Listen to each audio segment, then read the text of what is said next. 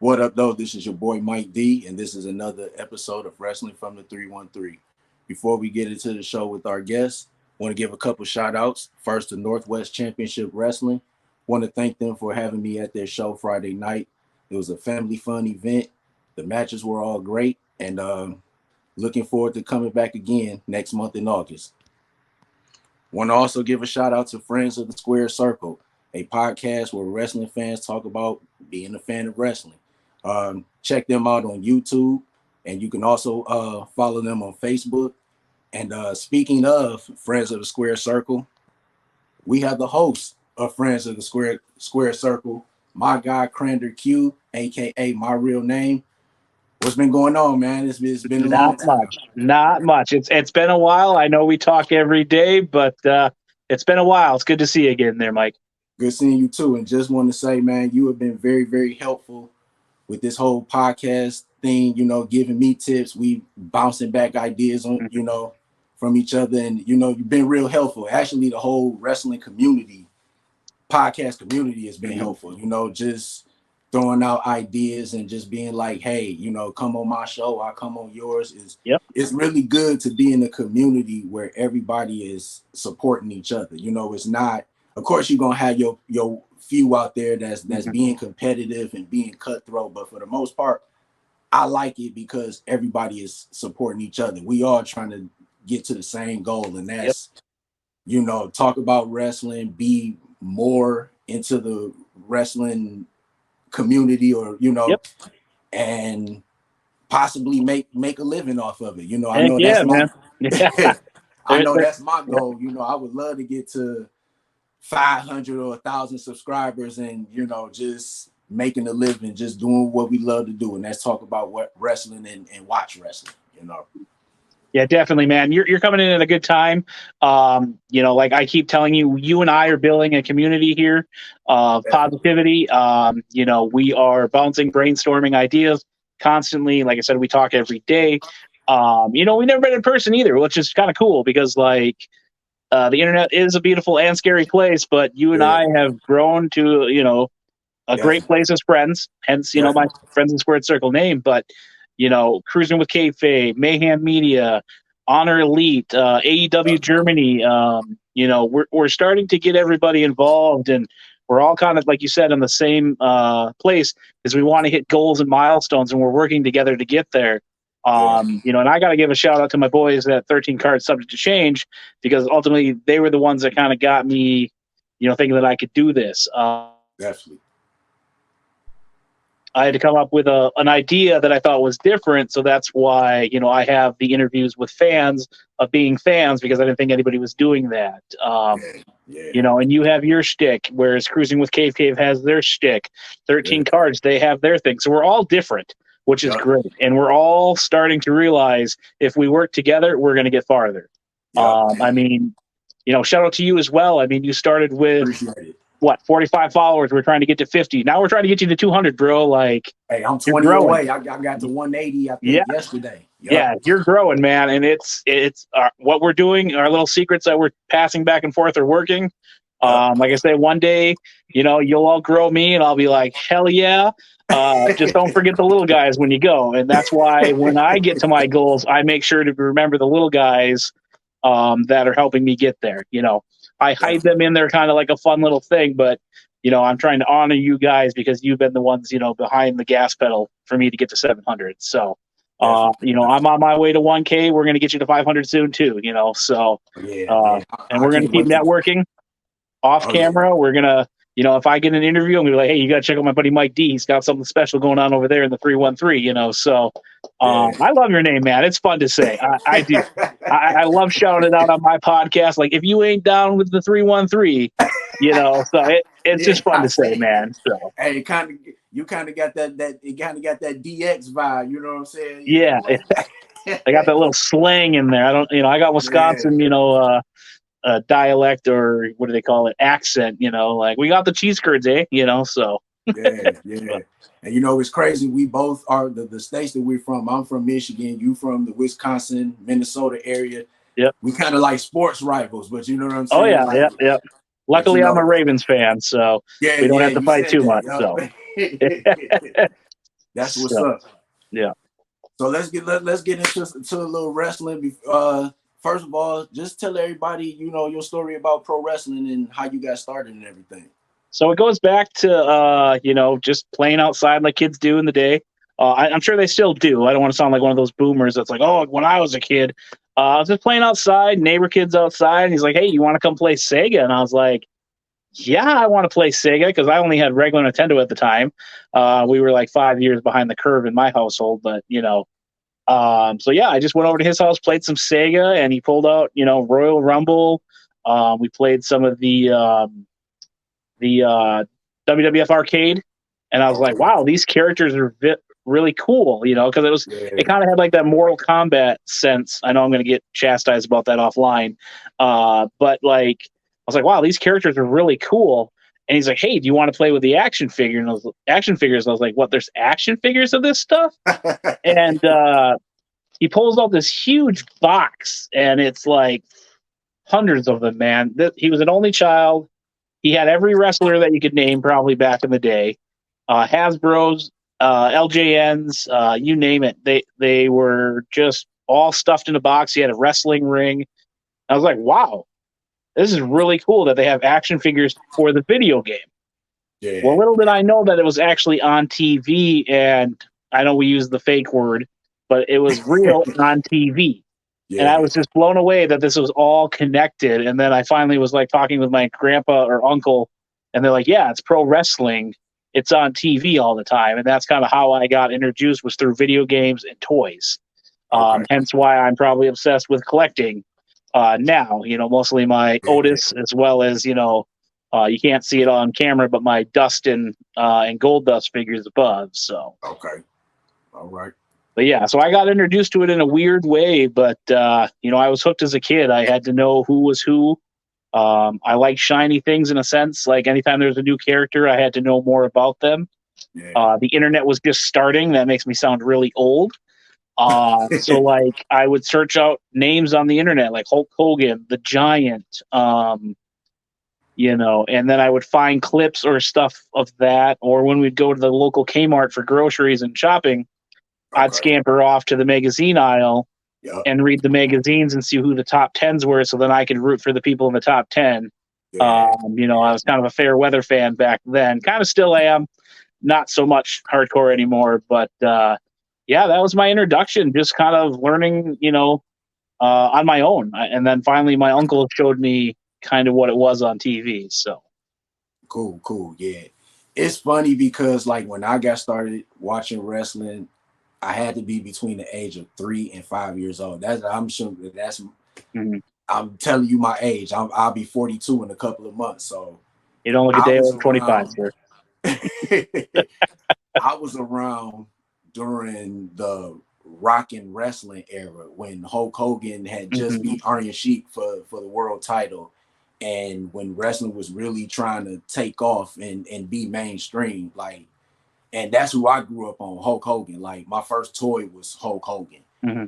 and he was that guy. You know what I'm saying? So it was, and then he always had the belt. So I'm like, that's what got me into wrestling. I think one of my uncles had WrestleMania, because back in the day, you had to go to the VCR, to the rental store to Hmm. rent WrestleMania, and I think I was watching it over there, and I don't know, like I just remember just being hooked. I just remember having all the toys. Me and my cousins, my little sister, we would be in there wrestling, putting each other in moves and stuff. Kids in the neighborhood, we would be wrestling.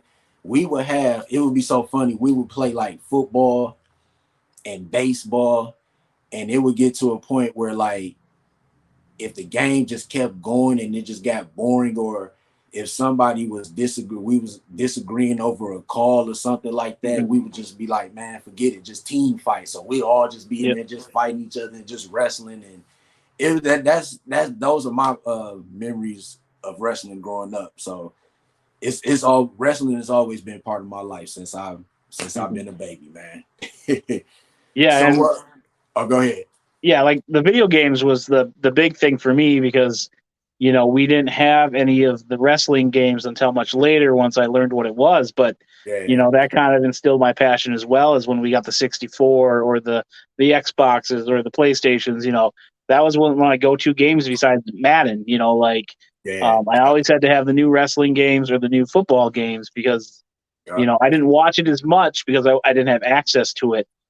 But Yeah. I always made sure to get those games so that I could keep up on kind of the characters. But then I had that small lull between like 2000 probably, and then 2008, where I didn't really know what was going on. And my buddy had bought, I think it was Raw 2 for the Xbox. He rented it from the Blockbuster. Jeez, I'm just aging myself here. But I just remember like, who the hell is Brock Lesnar?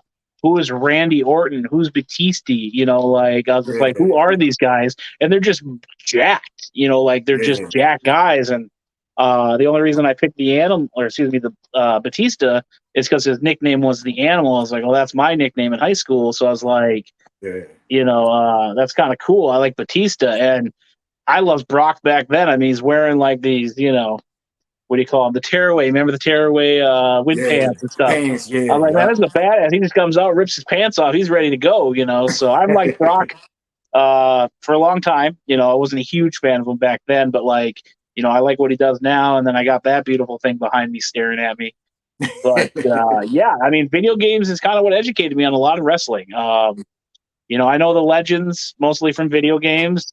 And then as the network came out, that's where I really got the education and going back and watching things. But I think video games were a key part of my education in wrestling, and I still try to get all the wrestling games, even though I don't watch it as much. But I'm a huge indie guy, like Yeah. that's where my knowledge is. That's where I like to go. I remember you telling you like, what's your indie scene like? You're like, oh, I've never been to an indie show. Now you've been to an indie show, so Yeah. I mean, there's so much going on for you, and I'm excited to watch you, just grow. It's exciting, So I appreciate it. I appreciate it. So like just growing up watching wrestling, who were some of your favorites? So one of the first guys that I gravitated, like any other kid, was Hulk Hogan. Again, that's something that my uncle gave me, was an action figure just like you. So like I was just like, oh, who's this guy? Because that's when bodybuilding was huge, and my uncle was trying to bodybuild, and he had the Arnold books and stuff, and he showed me Hulk Hogan. But then once I kind of started getting more into it, I liked the guys with the face paint. I liked the guys with the masks. Your luchadors. You had Eddie, you had Ray, Chris Jericho, Psychosis, La Parka. I always loved him in the video game because he came out with a chair. Yeah, and And he then always my did that friend would be little like, "Oh, I dance got too. Sting. He's got a baseball bat." I'm like, "I don't care. I got a freaking chair." Like, So it was always the Yeah. cruiserweights for me. I was a huge Chris Jericho fan, Eddie Guerrero fan, Dean Malenko, Chris Benoit. For the character, we're not going to get into his personal life Yeah. because I know that'll cause so many flags. But yeah, I just love the cruiserweights, the smaller guys. Yeah. I was a fan of the NWO, as Oh you yeah, know as well, definitely. but Those are my guys. I preferred that wrestling, and then you had Mortis, you had Glacier, Animal and Hawk, the Road Warriors with the face paint, Yep. and then I found Goldust, and I don't know what it was about Goldust.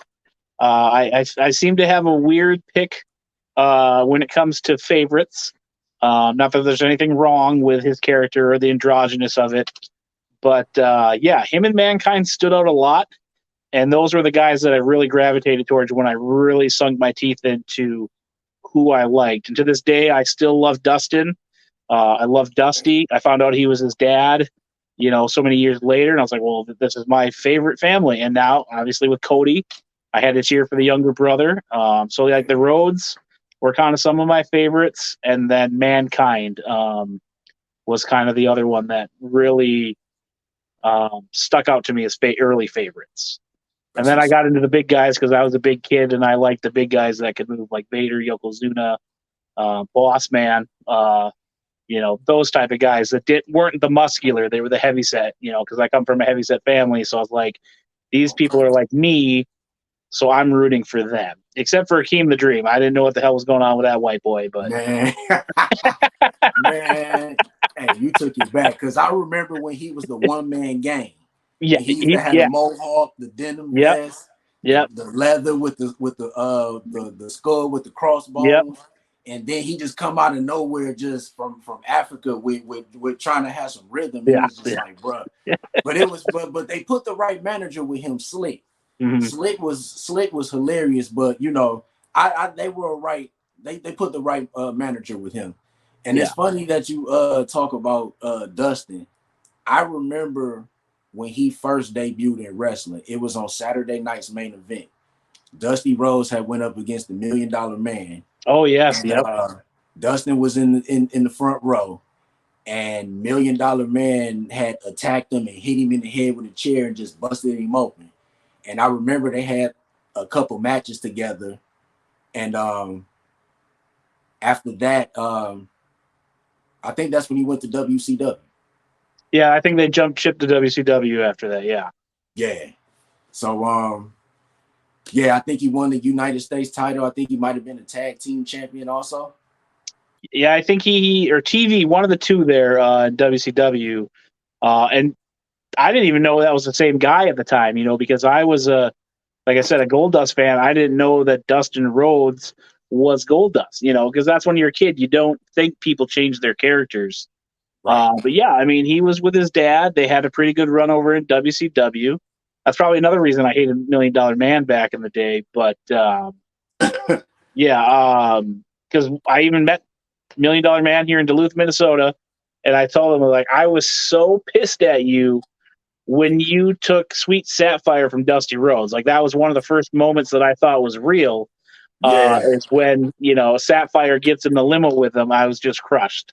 That was one of the few VHS tapes that I had, and I was just crushed that $1 Million Man steals Dusty Rhodes valet. So And then I remember because she used to come out with the stuffed animal and everything, the yep, wrestling buddy. Yeah. yep. Yeah, and Yeah. she, I guess she wasn't even supposed to be there long, or she was just someone that worked backstage um, that they brought on, and she just got over, as they say. I don't like using wrestling terms because I'm not a wrestler, but like she just gravitated with the fans, and Right. next thing you know, she's famous, So, but yeah, Exactly. I love the Rhodes family, the polka dots and all.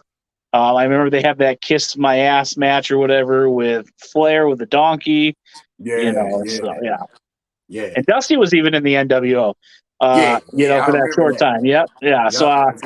I got a picture where I found him on the internet where he's in the NWO, and I was like, man, I need to get that hung up, and I just need like a collage of the NWO. Like I'll have to show you off camera here one day. I got a chair signed by the original, members except for Hogan, but Okay. uh, yeah, I love the NWO. Everything they were back then was so cool. As a Man, kid, I remember with the NWO, because back then they used to have like newspaper beat writers that would tell you like what the rumors were. And I Mhm. remember reading that Scott Hall and Kevin Nash were going to WCW. And then that whole with the third member or whatever, they were talking about that it could possibly be Hulk Hogan. So when I read that, I was into it like, I want to see this pay-per-view. So my dad ordered it for me. I told him about it, like Hulk Hogan could possibly turn bad. And he watched wrestling a little bit because I did. So when we Mhm. saw Bash at the Beach and when it went down, it was just like, no, like it was crazy. And after that, it was just like that whole NWO thing. It wasn't just a wrestling thing. And me and JD on Mayhem Media was talking about this. The NWO was like a cult favorite. You know what I'm saying? And everywhere, if you had an NWO shirt back in the day, you was cool. Yep, For real, yep, because it was like you didn't have the internet to just shop and then it come straight to you. You had to buy the catalog or buy the yep, magazine, yep. fill it out and wait for it to come in the mail. So, back then, if you had an NWO shirt, you was cool. Yeah, and I was pretty lucky too. I mean, the Mall of America is just in my backyard, a couple hours away, and we used to go there at least once or twice a month as like a family little trip to get away, or we'd go Mm-hmm. back to school shopping there. And I remember like seeing all the T-shirts and stuff of like the Wolfpack, NWO TX, And I just had to get a DX shirt because it was cool, because that's what the other stuff was going on. And then I remember I couldn't find this NWO shirt anywhere back then, but I found the Hollywood Hogan. And man, I had that shirt till about 2009, 10. And then it got ruined in the flood that we had. Well, it wasn't really a flood, I guess, but it rained a lot and basements flooded. And I happened to be working in North Dakota at the time, so I wasn't home. But luckily, my roommate saved the other stuff. But yeah, that was one of my shirts that I knew I was going to hold on to, make a pillow or something out of it. Now you can get all that stuff again as an adult. So it's like, it'd probably be worth like $100, but now I can just order it for $20. It's a reprint. I got it. Same with my collectibles, but that was one of my favorite shirts. I probably wore the hell out of it. Was that Hollywood Hogan where he's doing the flex, and Hollywood Hogan was a whole another level of cool in my book as the character. You know what? He had to reinvent himself because it was like the whole red and yellow. Yep. It was getting stale. Yep. Like he was getting booed in WCW. You know what I'm saying? Yep. And he had to do something, and they made the right move by making Hogan the third member instead of Sting, because they were actually talking about Sting being the third member.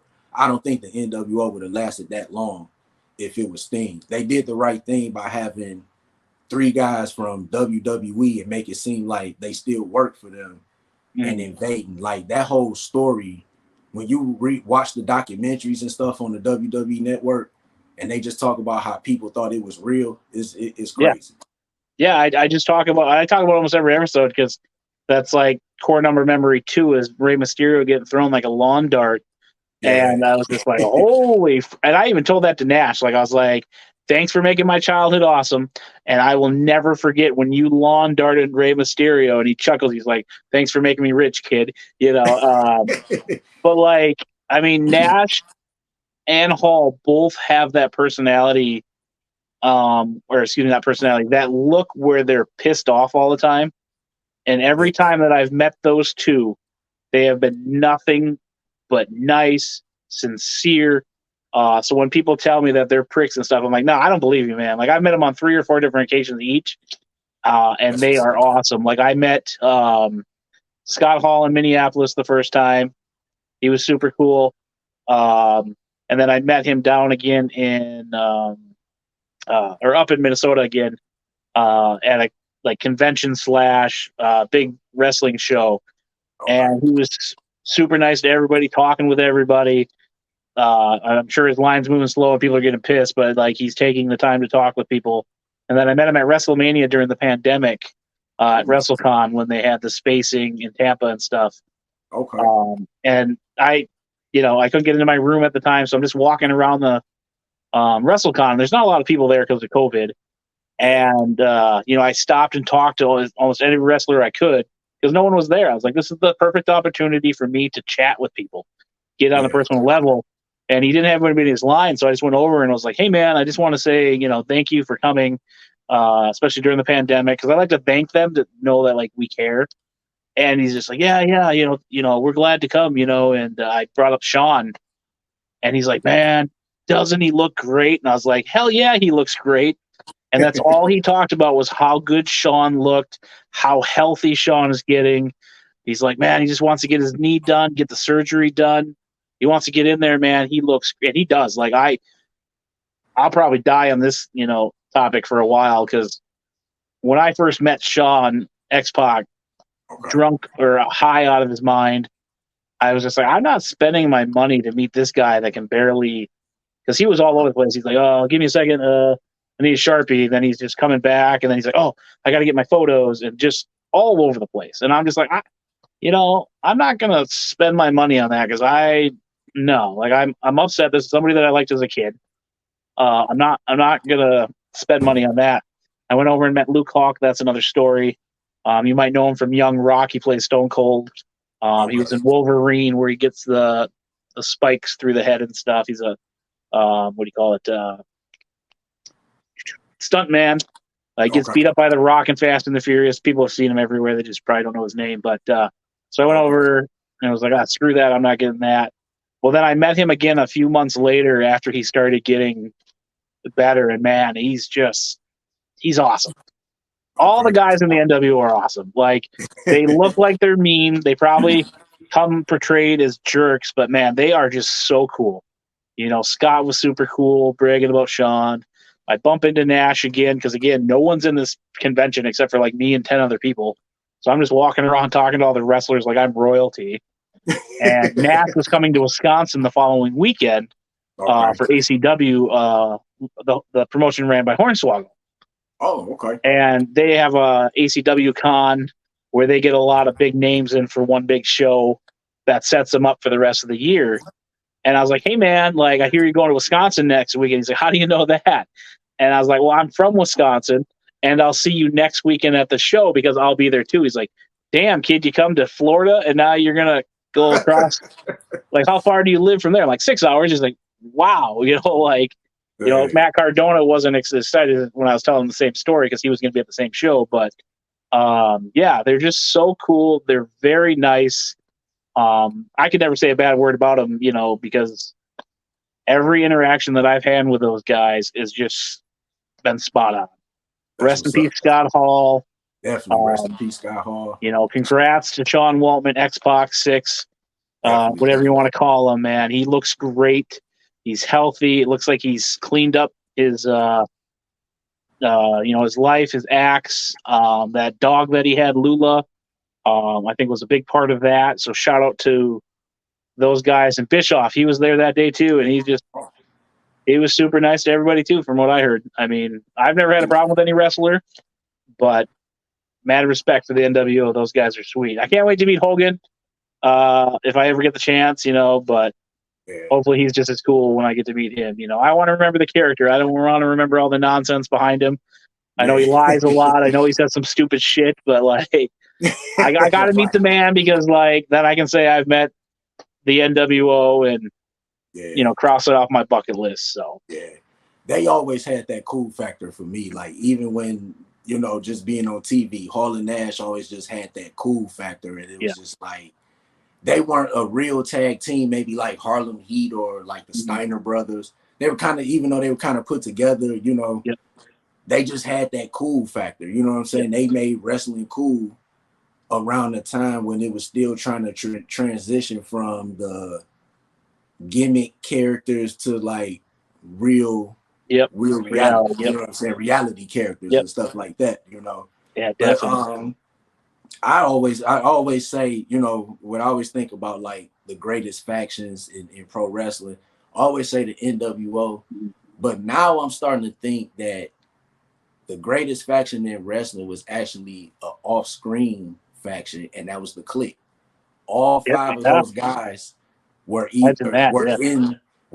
the two of the best factions in wrestling. Some of them were in both of them. So like the Clique was they really brought an impact to professional wrestling. I think I want to say when Hall and Nash were in WCW, they helped change the way wrestlers get paid now, and they did a lot for wrestling, and I think that it's good to see them, in the Hall of Fame, as whether it's the NWO or DX, but I think they should just be in the Hall of Fame as the Clique now, Yeah, and that's the thing is like, they put DX in as a whole. They put, Shawn in individually. Obviously, Triple H will get there even if he doesn't go solo. He's with DX. Make them multi-time Hall of Famers. And I mean, it's like they say, it's a make-believe Hall of Fame, but I could totally see, like you said, the Clique getting them a little corner. Because a lot transcends from those five guys. People don't put enough respect on Sean Waltman's case. I feel like he needs to go in by himself too, because you read in Chris Jericho's book, guys that can't seem to get the WWE style had to work with Sean to get better or learn the system. Like Jericho even says in his book, he probably would have been fired if it wasn't for Sean Waltman. Wow. And you can go back and watch some of those matches. Yeah, he's a little sloppy, but the dude can go. And I'm lucky because he's a Minnesota boy. He's from Virginia, Minnesota, which is just an hour and a half away from where I am. So he was on a lot of the local shows around here.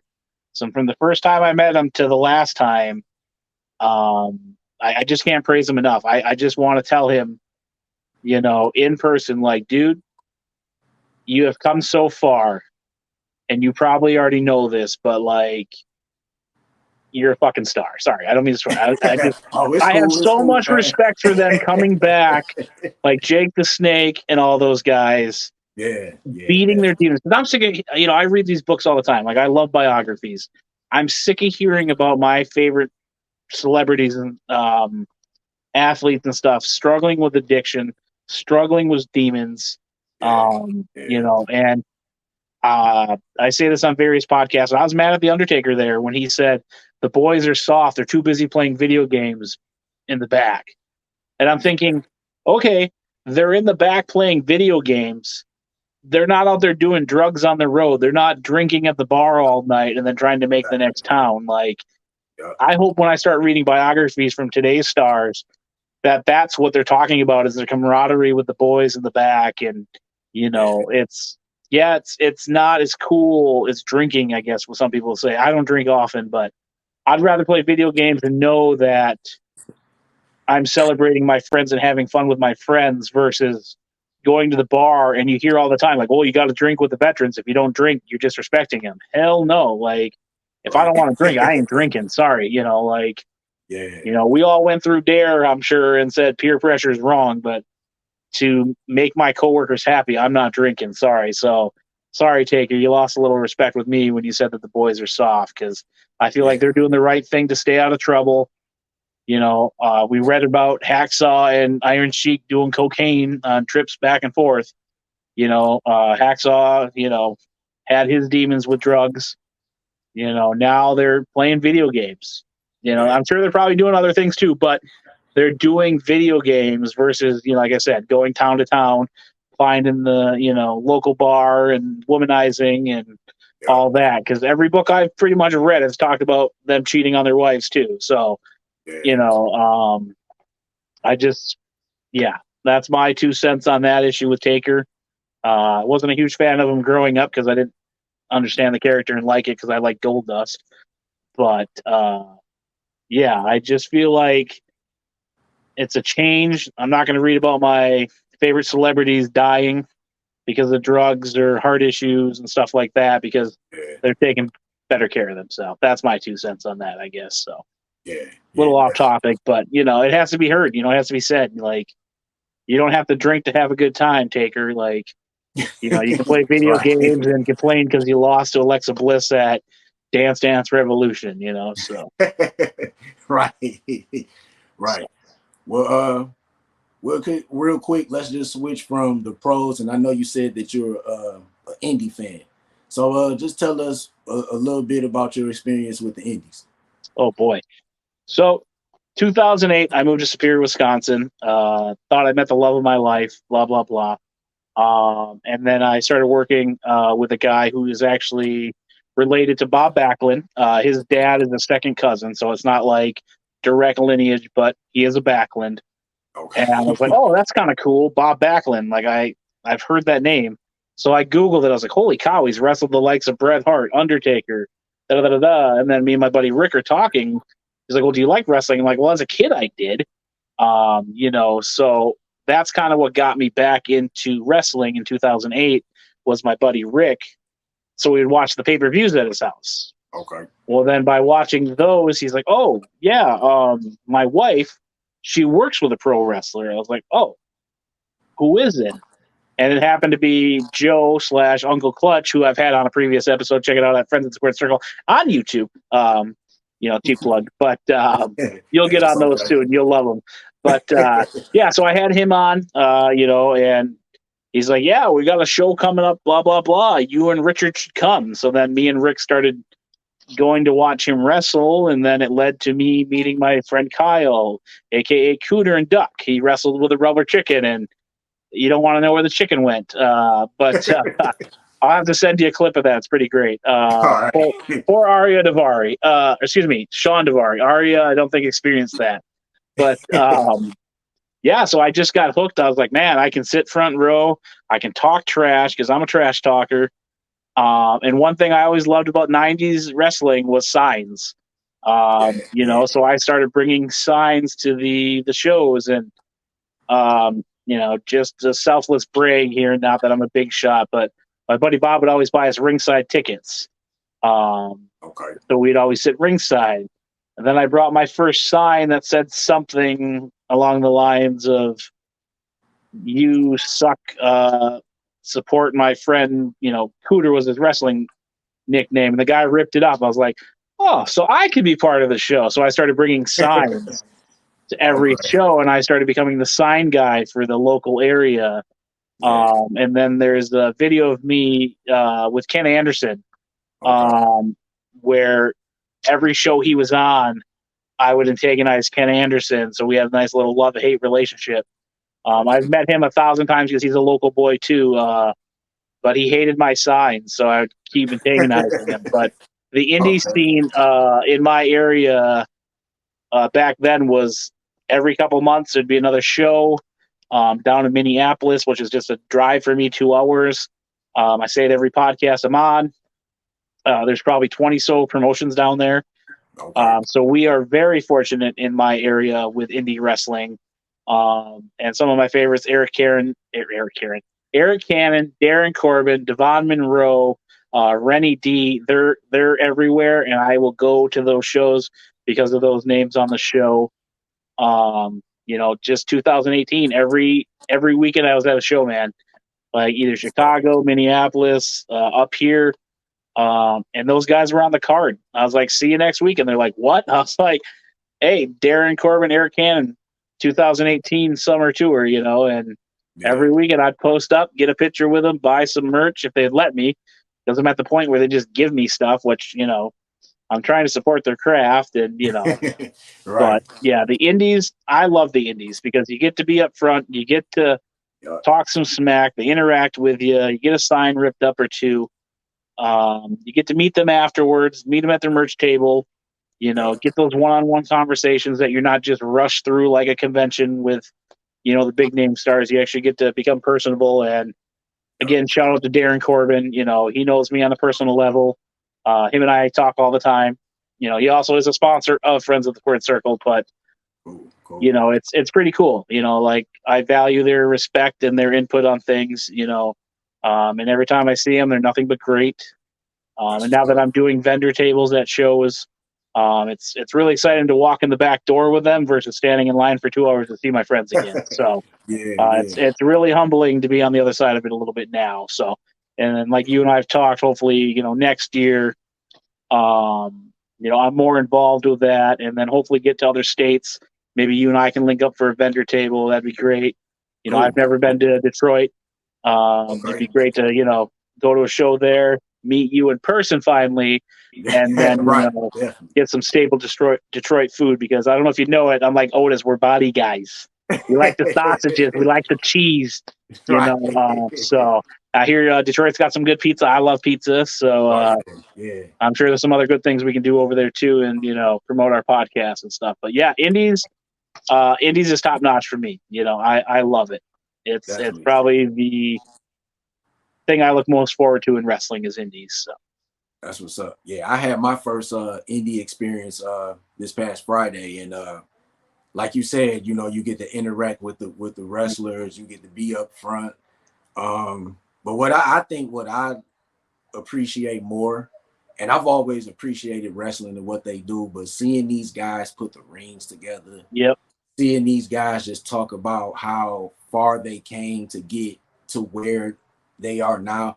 yep. One wrestler drove 7 hours from Buffalo, New York, Oh wow, just for the show in Michigan. You know what I'm saying? And that's it's yep, a grind. You know what I'm saying? And yeah, I respect what they do because a lot of people don't understand. Like, and I told JD this on Mayhem Media. Um, Wrestlers are underpaid. yep, Wrestlers are yeah, very underpaid. yep, You know, yep, especially the women. The women yep, are definitely underpaid. Like I remember, I don't know what magazine that was. I think it's Forbes, and every year they will put out how much certain wrestlers make a year, and what the women make is just ridiculous. What they all make is yep. ridiculous. But the women, it's like, come on, man, y'all could do better than that. you Yep. know, especially when they got to drive. They probably got to pay for their own car, Yep. pay for their own gas, Yep. pay for their own hotel. That's And even I if they get a think, hotel, sometimes they can't afford to get the hotel on the way back. So, yeah, I yeah. mean, So ima- it's just I respect they grind and just everything that they do to get to the pros. yep, yep, Because I compare they grind to like if you're a rapper, like an underground rapper, okay, or an actor or actress trying to get a role in a movie or a play or something like that. It's all the same grind. yep, So I got a different respect for indie wrestlers. Just hearing their stories, hearing them talk to other wrestlers, and I had a real good time at the show, and yeah. I'm And you're only definitely going to looking. learn more about what goes on and that stuff too. You're gonna see a whole new world. I mean, I know a lot of some not really secrets. It's just more like the drama of things because Yeah, now I'm more involved with this type of stuff. But uh, and it unfortunately you got to kind of steer your ship in one way or another. But back to that gentleman that drove 7 hours, you said. Now imagine he's leaving, driving 7 hours, may or may not get a hotel. He does the match. He's in the building for 2 3 hours. There's a 10-hour day right there, and he's yeah, probably driving back or halfway back that night. In the middle of the night, which can potentially be more dangerous because of cars and people and animals. I'm not sure what the roads are like to Buffalo, New York, but I know in Wisconsin here we got deer. They seem to be attracted to cars in the middle of the night, but um, yeah, and he probably only made a couple $100 that night just for that opportunity. yeah, And then you'll have people offline or online, these little troll crickets or whatever you want to call them. Oh, great! It's so and so. He's here again. He's always here. He's always in the main event. It's like you don't realize what this man is sacrificing just to get here, and you're going to complain because you had to see him on the card again.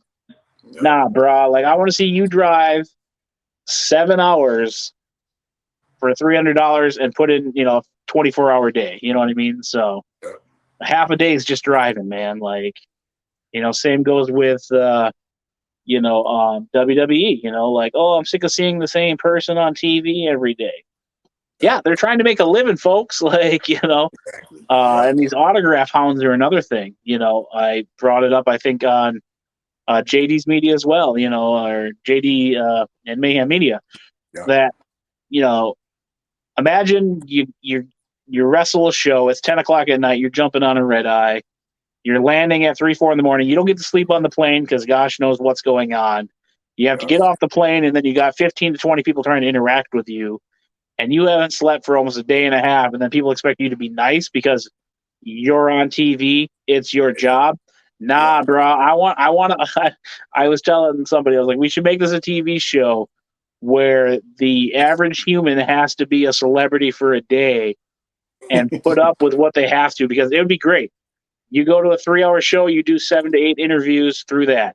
You have Yeah. to do a half hour physical activity without stopping and then do an interview after.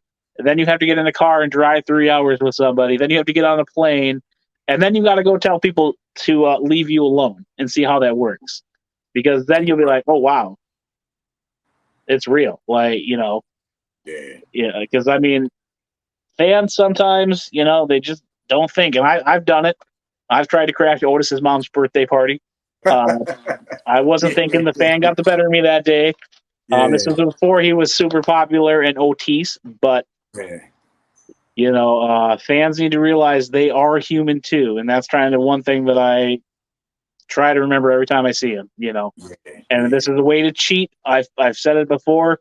If you see a celebrity out there, if you got a friend with you, have them hang back, 20 to 30 yards.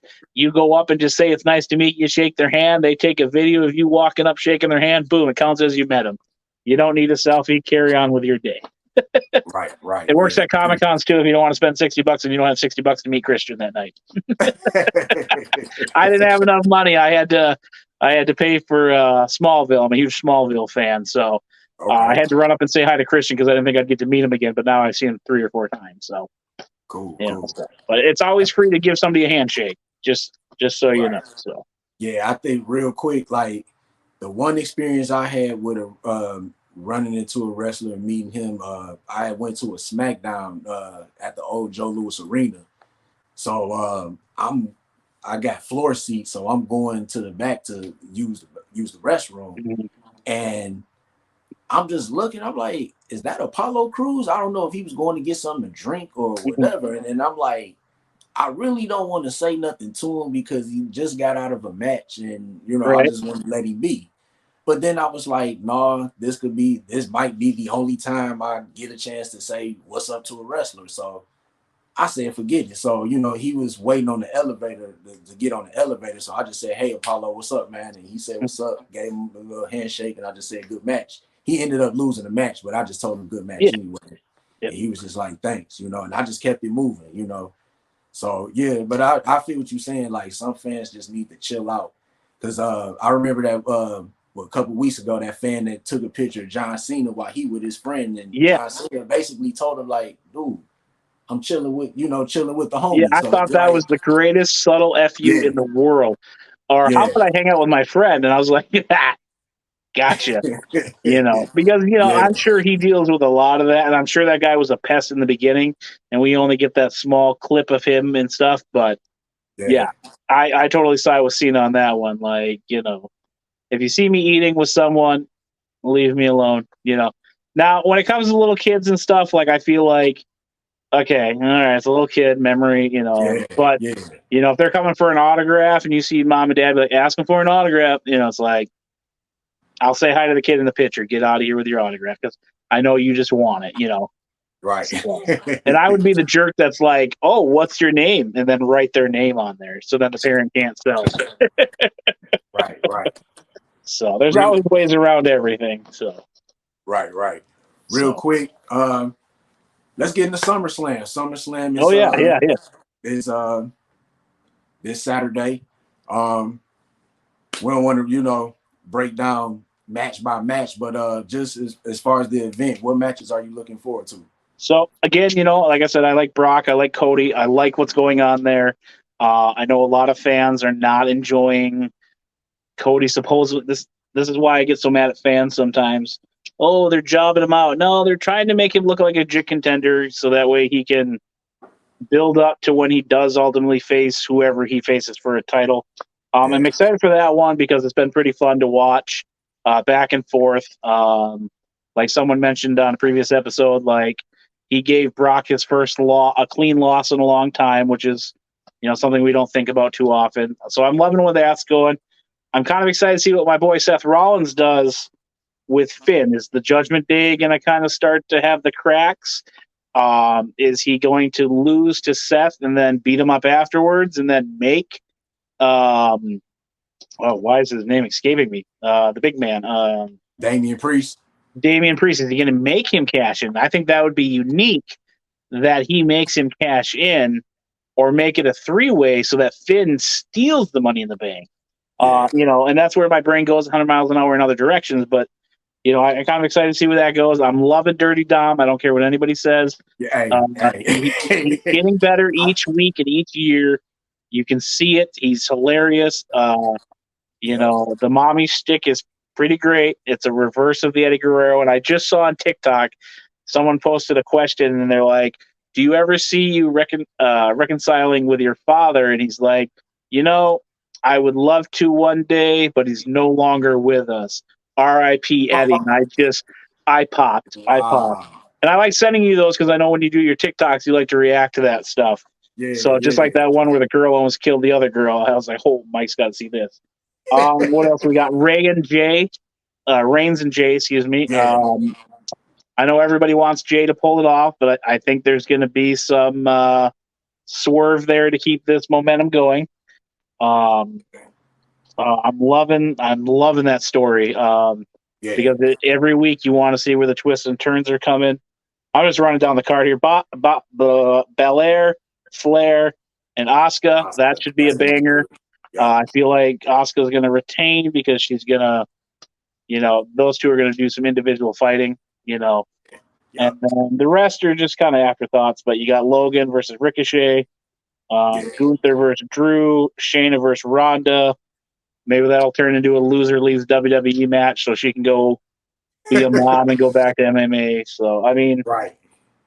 I think she's trying too hard to be serious heel Ronda, and the second run I've just hated. I mean, I don't hate a lot of things, but she's Yeah. just lost her spark since she did that Mania with Kurt Angle and Triple H, so.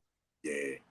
And Yeah. then, Drew versus Gunther, I feel like it's just going to go how it's supposed to go so he can get that, record. So. Yeah.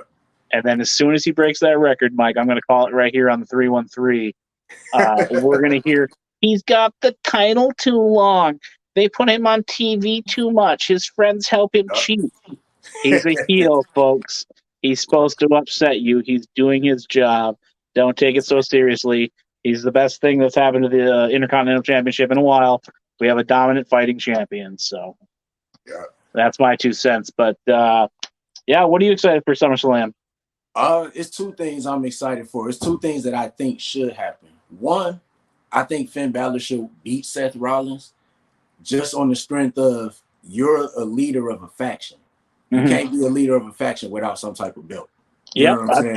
I totally agree. That's And why, because I mean, if you really look at it, Rhea Ripley's the leader of the Judgment Day. She's got, you know what I'm saying? She's got the higher tier belt or whatever. Yep. And it just don't look right, him being a leader of a faction, and he doesn't have a championship. So I think he needs to win this. And the bloodline, Jay Uso and Roman, I wouldn't mind seeing Roman lose, right. take a little break for a couple months, come back in Survivor Series, beat Jay Uso, and then just go on into the Cody story up and going into WrestleMania next year. Jay deserves it. You know what I'm saying? Even if it's just a short run, for everything he's done in this story with the bloodline, I think he deserves it. Or even if he wins, to get that victory, and then Paul Heyman being Paul Heyman, somehow, like in the contract, like, well, Jay, you didn't win. Right. You won, but you didn't win. See, when you ripped up the contract, I'm trying to do the most annoying voice ever. Right. You didn't see this, that even if you win, just something heelish like that to piss people off even more. So then the internet goes crazy for another month. Oh, I'm so sick of Roman. No, you're not. You're just sick of them because they keep swerving you. Yeah.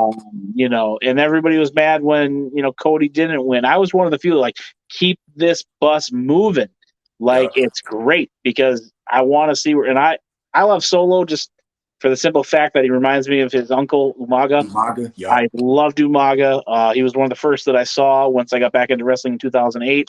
I love that Samoa spike.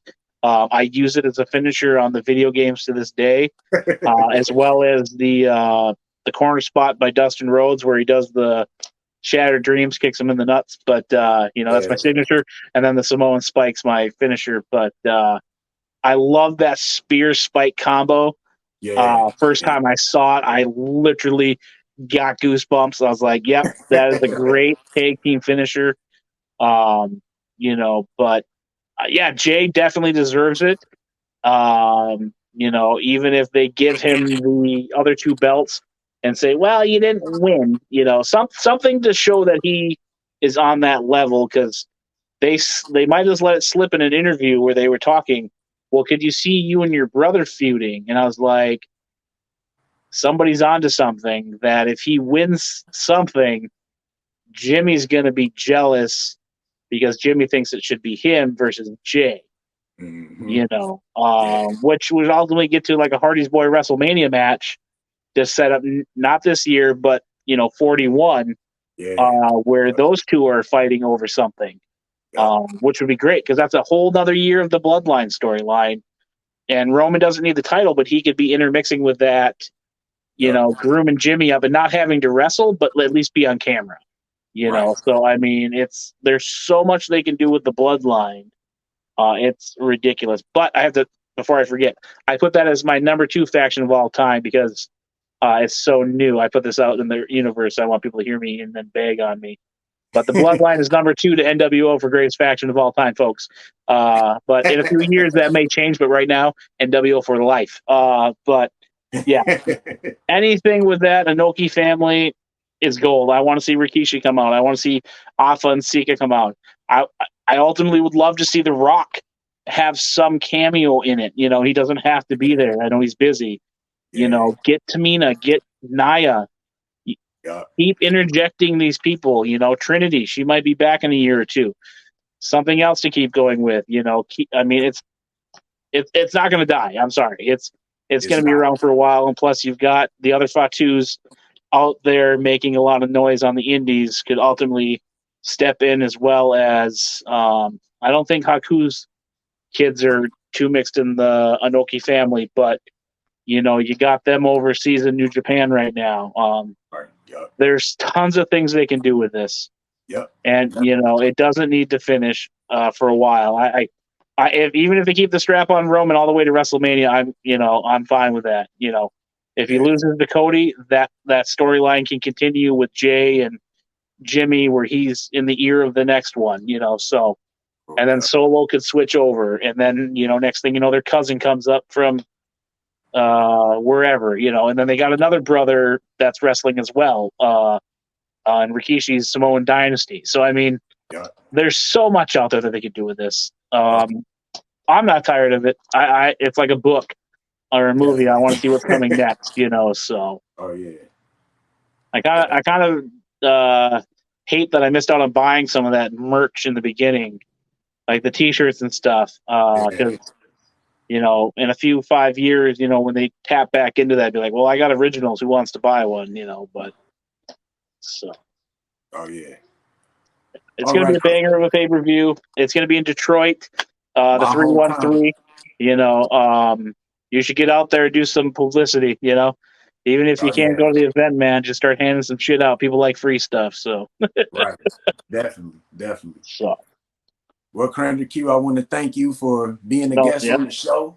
And before you leave, is there anything that you want to push or promote? Well, it's me, your boy, CranderQ, a.k.a. my real name. You can check us out at Friends of the Squared Circle on Facebook and YouTube. That's where we have all of our eggs in our basket. We are the podcast that interviews fans about being fans of pro wrestling. If you want to come on a future episode and be like Mike D from the 313, hit us up on Facebook. Let us know you're interested, because we want to get your story out there. Mike, you know, I'm excited to help you continue to grow. You know, we're going to keep taking over this little wrestling indie podcast scene. And we're just only going to get bigger, brother. So I appreciate you for having me on. You know, you're more than welcome to come on my show anytime. Bring some of those indie wrestlers with you. And you know, I got your back, bro. So I'm here anything you need. So definitely, I appreciate it. I definitely appreciate it. And just once again, just thank you for all the advice, all the tips. And you know, let's do this thing. Let's just grow and take over the world, you know? Yeah, you're 20 away from 200. Next thing you know, you're going to be 20 away from 3. So just keep growing, keep grinding. Those little things that we're doing, you know, they're working. So we just got to keep doing that. So, and you know, once I get to the next peak, you know, I'm dragging you with me. So I appreciate it. I'm excited to see where we're going with this. So same here. So buy his T-shirts, like his Facebook, subscribe to his YouTube. Otherwise, I'm coming for you. I'm not really going to come for you. I got a bum toe back, but I'll just remind you through email and tagging everybody. So. Definitely. Well, this is the end of Wrestling from the 313. Once again, like he said, follow me on YouTube, follow me on Twitter. I think they changed the name to Twitter to X or something. Didn't they do something like that? I barely use it because, like I said, Facebook and YouTube are my main things right now. And once I get everything else going, there's so many social medias that you got to put on. I'm trying to just focus on 2. So, right, definitely, yeah. So once again, everybody just follow us on social media. Look us up. We'll have episodes of our podcast all over the internet. And once again, thank you, CranderQ, for joining the show. I am Mike D, and I will holler at you soon. Peace.